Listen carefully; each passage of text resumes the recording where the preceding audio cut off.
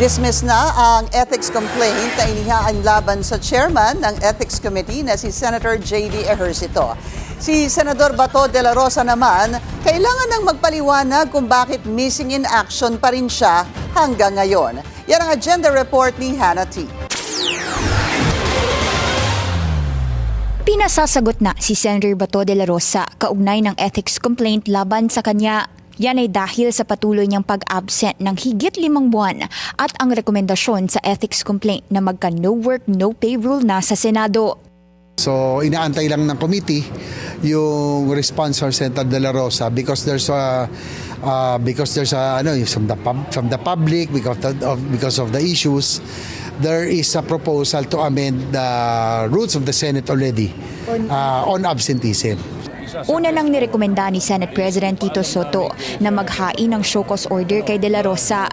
Missing in action ng senador mula pa noong Nobyembre nang maglitawan ng report na may ICC warrant of arrest na laban sa kanya, kaugnay ng madugong war on drugs ni FPRRD. Nagpahayag na noon ang kampo ni De La Rosa kay Ejercito na kinokonsidera nila ang hindi na muna pagtanggap ng sweldo ng senador. Maaari rin kasi itong makatulong sa pag-dismiss din ng reklamo ayon kay Ejercito. Siyam ngayon ang ethics complaints laban sa mga senador. 4 sa mga ito dismissed na. 3 ang deferred, kabilang ang kay De La Rosa. Ang 2 namang natitira ay hinihintay ang assistance ng iba't ibang government agencies para maaksyonan ito ng Ethics Committee. Hindi pinangalanan ni Ejercito kung sino-sino pa ang mga nahaharap sa reklamo, pero kasama sa mga dismissed ang kaso niya.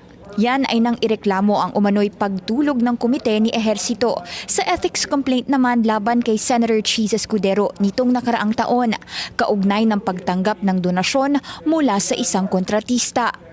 I inhibited for a while and stepped out of the room. It was Senator Pangilinan who chaired, and since there are already actions being taken by the committee, so it was voted by committee members to dismiss.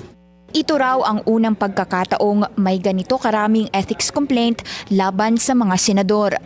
Para sa agenda, Hannah T. Billionario News Channel.